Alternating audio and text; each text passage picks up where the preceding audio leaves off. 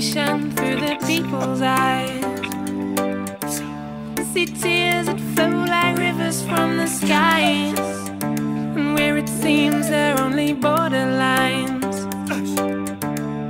where others turn inside, you shall rise.